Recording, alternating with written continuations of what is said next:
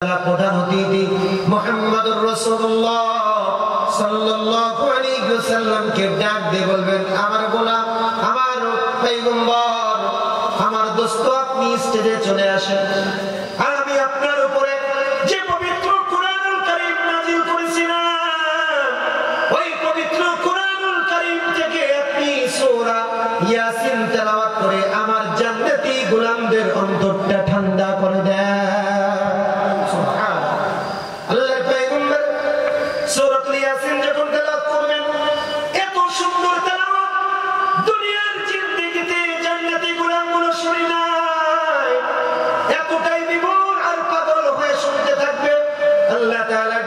বলবেন, আমার গোলাম, এর চাইতেও কি আরো সুন্দর তেলাওয়াত শুনতে চাও? জান্নাতীরা আরো তাজ্জব হয়ে যাবে, আল্লাহ, এর চাইতেও কি আরো সুন্দর তেলাওয়াত আছে নাকি? বলে, হ্যাঁ, আমি তোমাদের জন্য এর চাইতেও আরো সুন্দর তেলাওয়াতের ব্যবস্থা করছি। এবার আল্লাহ তাআলা সভাপতির আসন থেকে পবিত্র কুরআনুল কারীম থেকে সূরাতুর রহমান তেলাওয়াত করে তার জান্নাতি গোলামদেরকে তিনি নিজেই অন্তর ঠান্ডা করে দিবে। আল্লাহু আকবার, আল্লাহ তাআলা নিজে তেলাওয়াত করবেন। আমরা পড়ি আর রহমান, আর আল্লাহ পড়বেন আনার রহমান। আমরা পড়ি কি আল্লামাল কুরআন, আর আল্লাহ পড়বেন আল্লামনাল কুরআন। আমরা পড়ি খলাকাল ইনসান, আর আল্লাহ পড়বেন খলাকনাল ইনসান। পরিবর্তন করে করে পড়বেন কে? আল্লাহ। এত সুন্দর তেলাওয়াত।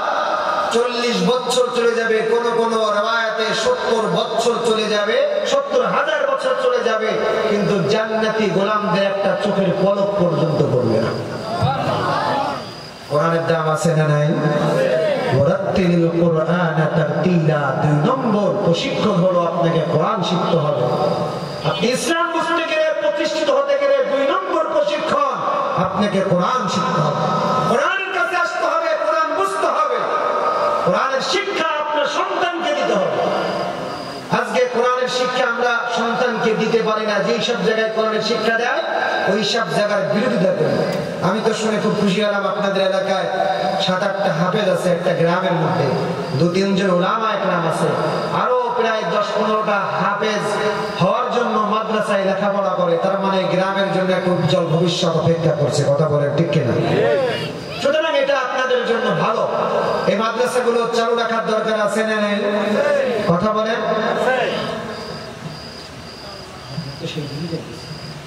আমি বললাম সাইডে পাবো। তো এই মাদ্রাসাগুলো টিকিয়ে রাখার দরকার আমার আপনার আছে না নাই? বলেন ভাই। বিদেশি খ্রিস্টানরা পর্যন্ত তাদের এক একটা জিনিস বাস্তবায়ন করবার জন্য তারা 100 বছর পরিকল্পনা হাতে নেয়। আর আমরা মুসলমান ধৈর্য হারা, তাই মুসলমানরা আমরা 10 বছর পর্যন্ত অপেক্ষা করতে রাজি না। কথা বলেন ঠিক কিনা? তাই যদি না হতো, আমরা বিগত 16 বছর ধরে, 17 বছর ধরে জুলুম নির্যাতনের শিকার হলাম। কথা বলার যোগ্যতা নাই। এখন দেশটাকে কিছুটা শান্ত করার দিকে আসতেছে, এখন আমরা এটার মধ্যে হাঙ্গামা লাঙ্গামা বাঁধাই ফেলছি। ধৈর্য নেই আমাদের। কথা বলেন ঠিক না? ঠিক। ধৈর্য কম আমাদের। এই জন্য যে সমস্ত জায়গায় কোরআনের শিক্ষা হয়, এক একজন জাতির রাহবার তৈরি হয়, ওই মার্কাজগুলো টিকিয়ে রাখার দরকার আমাদের। যদি রাখতে পারি, তাহলে ওখান থেকে এক একজন জাতির রাহবার বের হবে, আর ওদের মাধ্যমে দেশের মধ্যে আল্লাহর ইসলামিক বিধানগুলো প্রতিষ্ঠিত হবে। আর এর পরিপূর্ণ সফলতা আপনার, পরিপূর্ণ সওয়াব আল্লাহ তাআলা আপনার আমলের মধ্যে রাখবেন। কেন? কারণ আপনি এই মার্কাজগুলো টিকিয়ে রাখবার জন্য চেষ্টা মুজাহাদা করেছেন।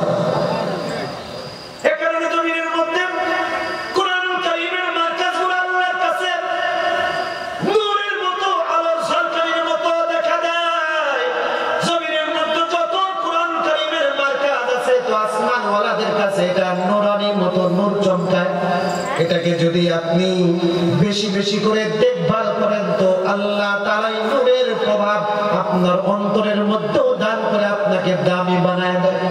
এই যে আপনাদের এখানে একটা মাদ্রাসা আছে, এই মাদ্রাসা শুনলেন কলম তোলা হয়েছে, মাদ্রাসার কাজ প্রয়োজন।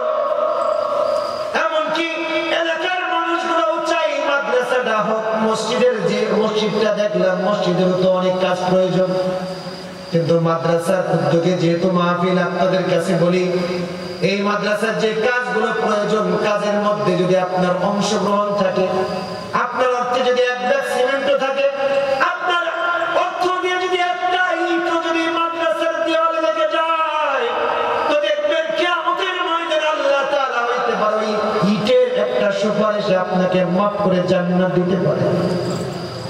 আজকে আমার কথাগুলো হয়তো বুঝে আসবে না, কারণ হয়তো ভাবছেন হুজুর কালেকশন করবে এই কারণে বলতেছে, কিন্তু এগুলা মনে রাখবেন, ছোট্ট ছোট্ট দান কিয়ামতের ময়দানে আপনার জন্য নাজাতের ওসিলা হয়ে যাবে। আপনি কখনো কল্পনাই করেন নাই আপনি হাজার হাজার টাকা দান করছেন, কিন্তু কিয়ামতের ময়দানে নাই, কিন্তু এমন একটা জায়গায় ছোট্ট দান করে আসছেন, দেখা যাবে কিয়ামতের ময়দানে ওই দানটাই আপনার নাজাতের ওসিলা হয়ে গেছে। এই জন্য কোনো দানকে ছোট করা না। এই মার্কাজগুলো টিকিয়ে রাখতে গেলে আপনাকে আমাকে এগিয়ে আসতে হবে। আর যদি আপনি একটু সদকা করেন, দান